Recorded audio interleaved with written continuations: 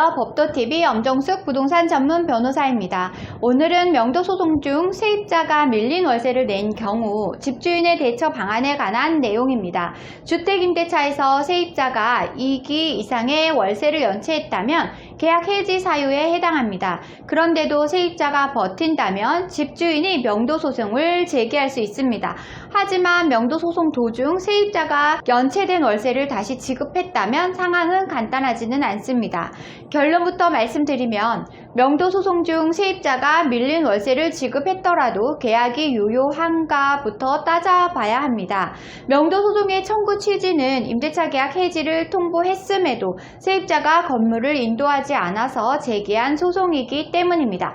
따라서 세입자가 밀린 월세를 냈으니 계약을 계속 유지하고 명도소송을 취하해 달라는 주장은 법률상 타당하지는 않습니다. 즉 명도소송은 계약이 해지됐음에도 건물을 불법 점유하고 있는 세입자에게 건물을 인도받기 위한 소송입니다. 세입자가 연체된 월세를 소송 중에 냈다고 해서 소송의 청구 취지가 사라지는 것은 아니라는 말입니다. 법률 용어가 어려운 분들을 위해 용어 설명부터 하고 갈게요. 명도소송이란 건물주가 세입자를 상대로 건물을 비워달라고 청구하는 소송을 말합니다. 오늘 주제에 이어서 설명드립니다. 명도소송 중 집주인은 세입자가 밀린 월세를 줬더라도 소송을 취하하지 않고 판결을 기다리면 됩니다.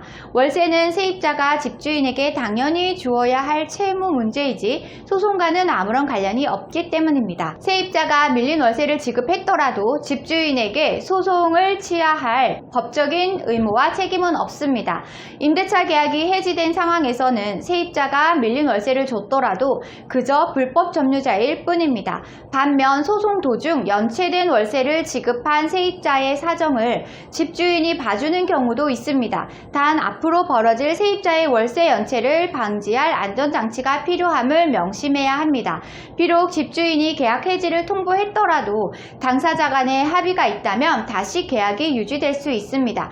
다만 또다시 연체가 의심되는 세입자라면 명도소송을 취하하지 않고 장래에 계약 해지 사유 발생 시 세입자는 건물을 건물주에게 인도한다라는 내용으로 현재 소송의 조정이나 하해 공고 등의 조치를 받아두는 방법이 있습니다. 다시 말해 지금 당장 강제집행 신청을 하지는 않았지만 세입자가 앞으로 같은 잘못을 한다면 해당 조서로 바로 강제집행을 신청한다는 뜻입니다. 한편 집주인은 연체된 월세를 지급한 세입자와 합의를 할 때 함부로 명도소송을 취하하는 일에는 주의를 기울여야 합니다.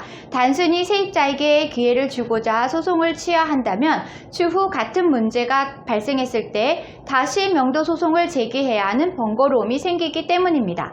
명도소송의 판결문이 소유권에 기한 승소 판결문이라면 영구적으로 집행이 가능하기 때문에 당장 강제 집행은 하지 않더라도 문제는 없습니다.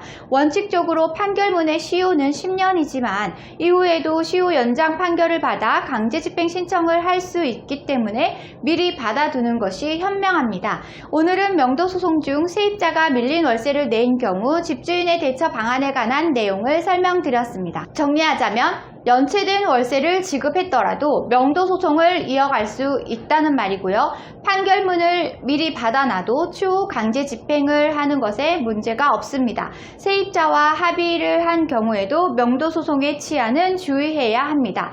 오늘은 여기까지 설명드렸고요. 다음에 더 좋은 부동산 법률 정보로 찾아뵙겠습니다. 저는 엄정숙 부동산 전문 변호사였습니다.